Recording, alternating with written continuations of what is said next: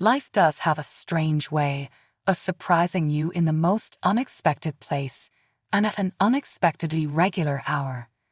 That was me, Grace, a paramedic of 30 years who genuinely believed in saving lives and had an uncanny ability to find myself up shit creek without a paddle.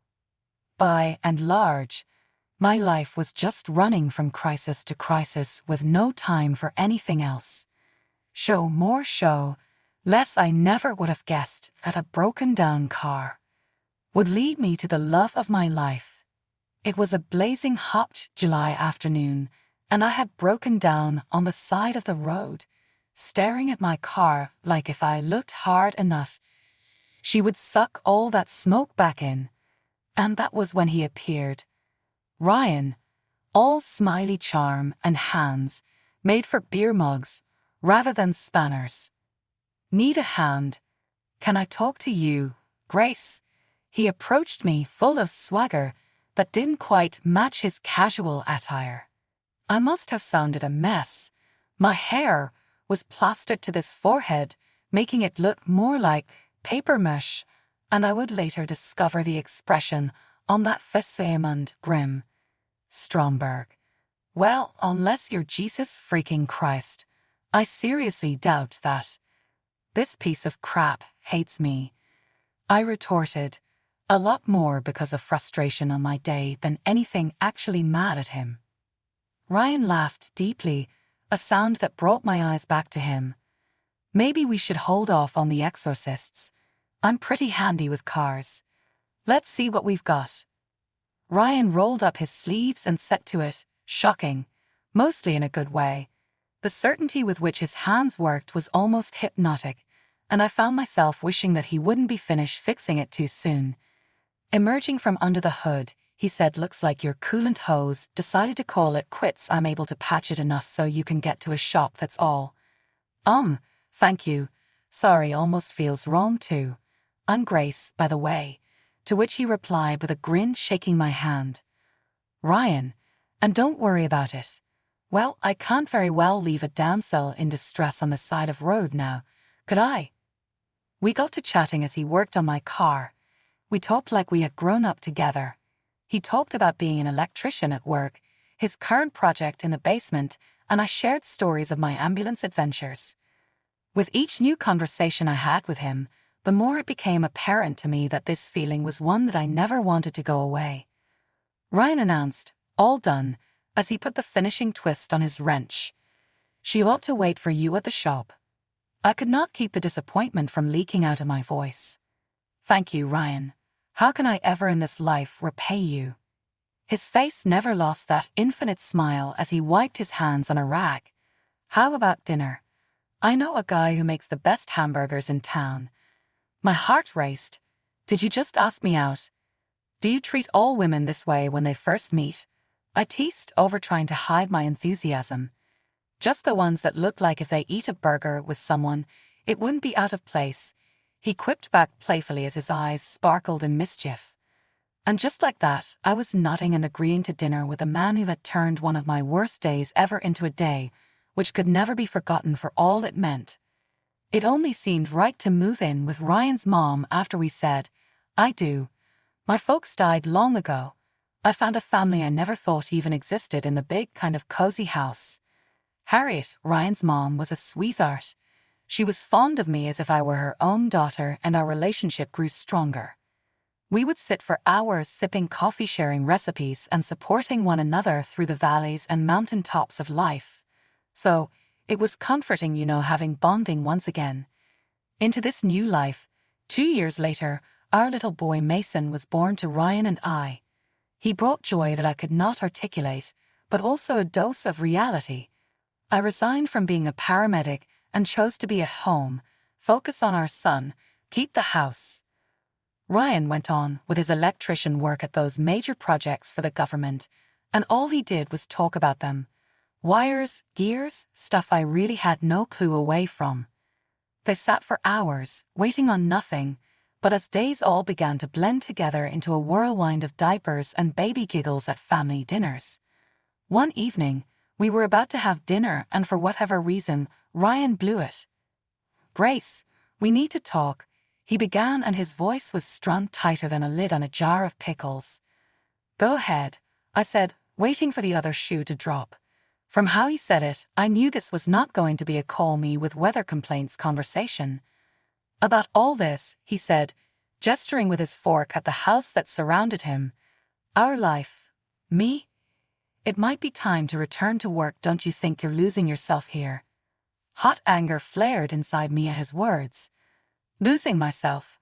I'm raising our son Ryan and keeping your home. That's not nothing." He let out a long singeing sigh that grated on my last nerve. "That's not what I mean, Liz. You're more than this. What about your license? What about your entire life? You used to save lives. Had I not heard correctly? The hell like I am guess now, I'm some joyless housewife. Grace, is that it?" "No, fat." He cut himself off, combining elements of both foolish pride and the need to prove him wrong. I began exploring options for re-entering the world medical field on a part-time basis. I managed to juggle home life and trying and failing desperately for my own thing, but I was a go. On uppers, Ryan can add all this together. The job searches that only happen after midnight and phone calls deep into his kids' nap time. One day he said, "See, I knew you could do it," with an air of told-you-so smugness that made me want to launch a cushion at him. "What you seem to think, Ryan," I only said, "that balance thing. So much more is implied. My old life was less significant." Once we connected the dots between Ryan when I somewhat at part-timed and Mason walking playgroup, or was he nearly one? It seemed he was there more than home during those years, stacking his work trips like pancakes. He never at home, it was always some kind of unsettling, ominous storm brewing in the distance. It was no longer a home, but an airfield where the pull between us could almost be seen and walked through. Ryan was fluent in disapproval behind poor spaghetti, improper chewing, and wordy words encoded through my physical form itself all the way down to our child-rearing ways. "What is this, Grace?" As soon as he would enter the door, his glare flickered across our guest room in search of something to criticize. And it didn't take long. "And why is Mason still up? He should be in bed." Oh my God, I tried to play nice and keep it cool, but nope. I would reply, my words briefless and exhausted by the monotonous cycle of being alive for him. "Really trying, Ryan. Drags on so long because Mason will not go to bed without you. He misses his dad." Ryan always had a clever, biting reply. "Parent, all of your bottom. If you miss me or not, you should be the one making that call, not him." "Don't worry," Harriet said kindly as I walked in the door.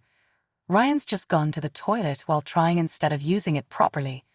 I wanted to believe that way, too, but there were times I still thought our miraculously healing marriage hung by a single worn thread. Harriet was that, yet another bright-eyed, healthy toddler, except she wasn't. A phone call came when Ryan was away on his zillionth business trip. What he said when I told him his mom was no good dropped my jaw. "Can't you, Grace?" He was clearly frustrated with what I did and said, "You are the medic. N.E. Well, I have stuff to do over here." What he told me I honestly could not believe. "It's your mom, Ryan. She's really sick. Match-Su repairer, minor nothing fix this is," but seeing that he wasn't supporting, I did what had to be done.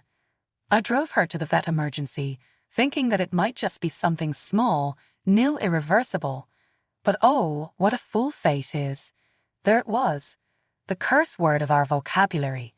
Inoperable brain tumor. My heart sank. There was too much energy in Harriet to allow the decent into a pal. Harriet kept getting worse and I felt like a circus performer with 20 spinning plates. Keeping an eye on her, keeping the house under control, bringing up Mason, it nearly did me in. Ryan, however, was nowhere to be seen throughout it all. He had lost interest in his mom's health. After a while, Harriet's care was too much to handle all on my own. I called and sent her to a nursing home. Mason came with me every chance I had to see her. It was bittersweet to visit her there. But Harriet, bless her heart, mothered the lot of us maintain an open hearth. One of the last times we came to see her, she clasped my supportive hand in yours and gazed at me with sorrowful sadness. Thankful. Thank you and goodbye, Grace. Paul, she started to say so quietly, nearly a breath itself. I am sorry for what I mean how he ended up. Harriet, don't. That is not your mistake, my voice catching halfway. She only smiled, and it was a tired smile. You'll see, dear. Hey there. I have surprise in store for you, she replied, but didn't reveal more. Then Harriet died soon after. The last drop was at his own mum's funeral when Ryan never turned up. I was the one who had set it all up. I was now standing by her headstone saying goodbye to a woman that has become closer than family ever would be for me from my husband. My world came crashing down around 2 a.m. when the squeal of the front door hitting our wall woke me from my slumber. My heart was pounding in my chest when I saw Ryan make his way into the room not by himself, but with a woman wrapped around him like some sort of human leech, and she had enough smug wrapped up within her smile that it practically melted under how dimly lit the club happened to be. Grace, get up. Ryan slurred, his words sticky with alcohol. We gotta talk. I blinked away the sleep and tried to make sense of this vision in front of me. Ryan, who's this? What's going on? This, he gestured to the woman at his side, is Erica. She's going to be my wife. Get your things and go. The room spun. Leave. It's Ryan. In the middle of the night past runtime. What should I do with Mason now? My voice a mixture of disbelief and rising panic. I somehow managed to stammer. But Ryan's face was stone cold. Not my problem. Now, I've been waiting for the perfect time, and this is it. I'm done with you. I scrambled around for my phone and hit record, ideas percolating in my brain. Done with me. Seriously, Ryan, what the hell? Why we have to leave home? He snorted as a bitter and very cold, breathy laugh emitted from him. Our home. No, it's my house now. Erica's and mine. We all work together and have fun on the job. Wait till you see how we play when nobody is watching. Erica, who was already scouting around like she owned the place, didn't bother to hide her triumph. You hurt him. Time to go. I resisted the urge to crumble. And Mason, what about your son? It had been indifference that was the most painful, simply shrugged away like Ryan said.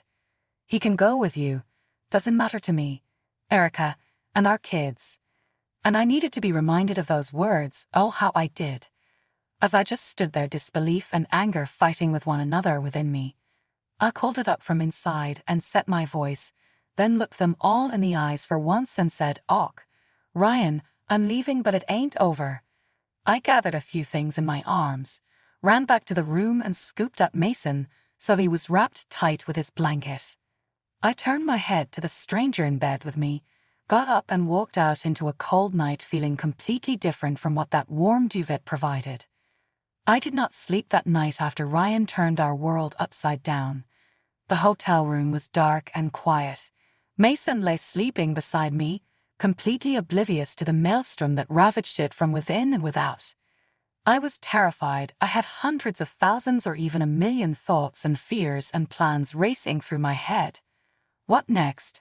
I did not even know how it picked up the pieces of a life that completely smashed in 1 second. Put down my hardly working cell, drawn with a purpose unsaturated. I phoned an employee of Ryan's who we all knew, a mutual friend, Lisa. We walked over to our friend's house, and I realized that if anybody could relate as to how much this had turned me into a monster, it was her. I gasped out loud. I whispered as much as my voice could whisper, and not wake him up. It is me. And half the frog-like human in my throat excited out of mouth follows silence. Grace, what's up? It's late.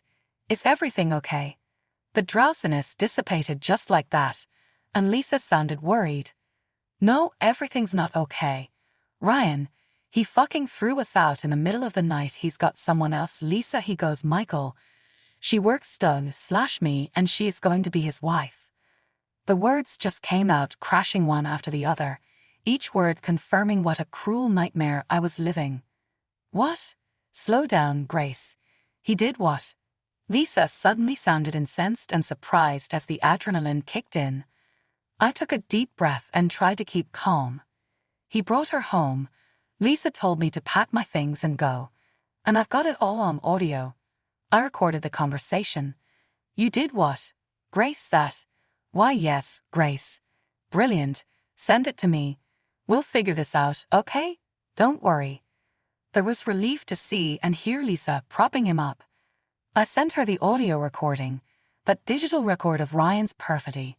And so we discussed plans, talked next steps, anything to give me an inch of relief in the darkness that surrounded me.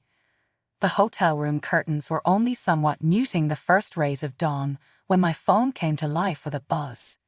The number was unknown, and for a moment I hesitated. My life had been rocked to the foundations, and part of me was almost surprised I did not hear further news. Hello. I was careful with my words and ready for whatever she may say. Is this Grace? It was a voice I didn't know, but it had the warmth of someone familiar. Yes, speaking. Who's this? My name's John Fisher. I'm a lawyer. Well, I represented Harriet and you are the son-in-law. Harriet.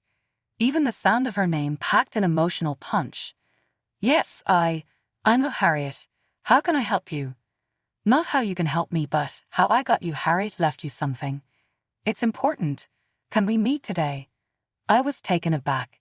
Harriet had thought of me. So soon after what had gone on. Yes, of course. When and where? We set a time to meet at his office that morning. George was the one who ended up helping me get Mason prepared, and all of my thoughts running wild on where this version would lead to. What in the world could Harriet have left for me? Henderson's office was my bastion of peace amongst the storm that had become life.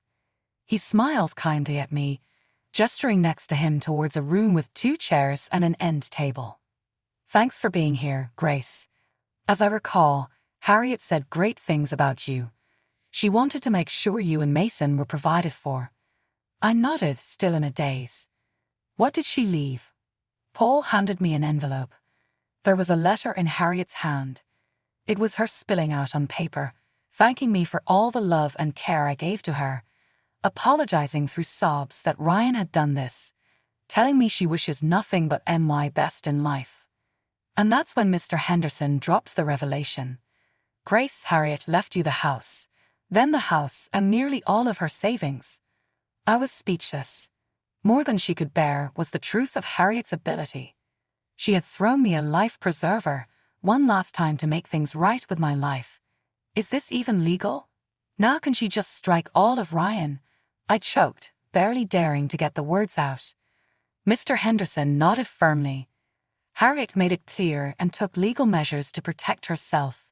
The house is yours, Grace, and there's enough in savings for you to get a fresh start. During that call, I cried. Words of thanks poured out of me forcefully through my relief tears. Even in her death throes, Harriet must have seen me, Mason. She had shown us there was a reason to live on, given hope in times when we thought all was lost. Less than 24 hours from the moment my phone was ringing with excitement over my shoulder load weighed into Mr. Henderson's office, it buzzed again, but this time it was Ryan. His voice was the epitome of a storm, all wind and bluster. Grace, get your ass to Henderson's office now. He roared through the phone. And that would be what his face looked like. I imagined it as all red and purple with rage. Taking a deep breath, knowing that was unlikely to be the case, I turned and walked back to the lawyer with Mason close behind me. It was supercharged with emotion. Ryan and his new bird were already there, circling backwards like 2 caged animals. Ryan had me the second I walked in and was waving a bunch of papers around like he thought they might catch fire. What's this crap about? Why the hell did my mom left everything to you? Jeff Henderson, always the voice of reason among us storm chasers, stepped in. Come on, people, let's talk about this like the rational folks we all are. Unfortunately, rationality had left Low Building.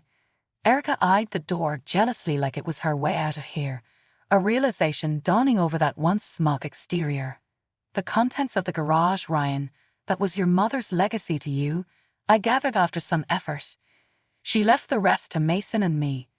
Ryan's face twisted as Arctic Alley, if that was possible, into a snarl of disbelief and fury. The garage?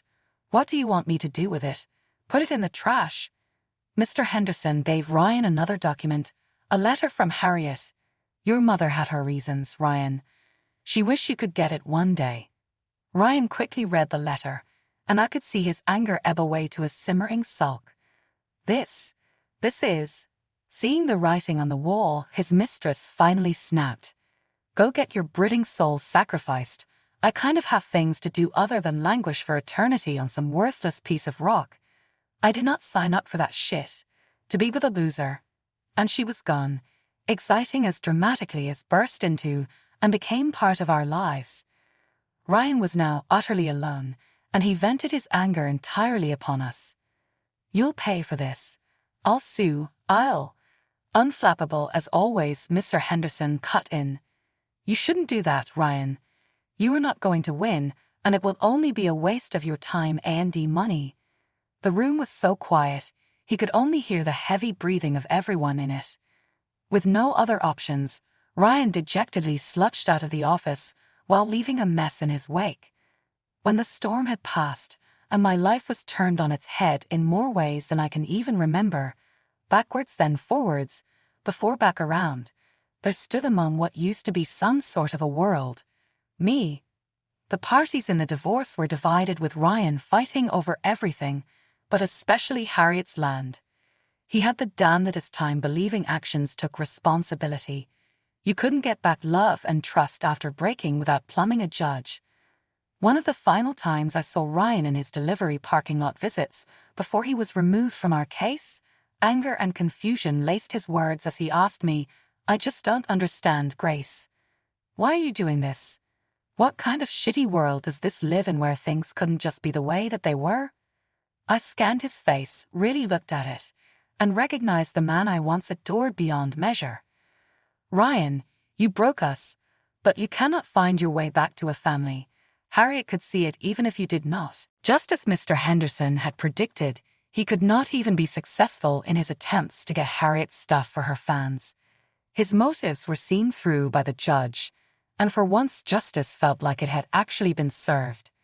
The house went to me and Mason, plus Ryan had to pay alimony. It made me realize that what began as a plea for help in the audio recording of that night I shared with Lisa had developed into more. As happens with these things, it spread, and before too long, Ryan's acts were revealed to all. A promising career for a while fell hanging upon his own wrongdoings. It was only after that same punishment, but with new reports to use them on, and working in a reduced capacity at another branch of the service. Nor did his lady friend Erica. She was ensnared by the vortex of her own devising and dismissed for bad behavior. The workplace, as it happened, was not the appropriate setting for their games. A different constriction company had a slice of cash involved, too. Another physical reminder to her that it was over. I took comfort in the little things that could distract me. Laughing with my son, being in our home, the comfort of friends and family.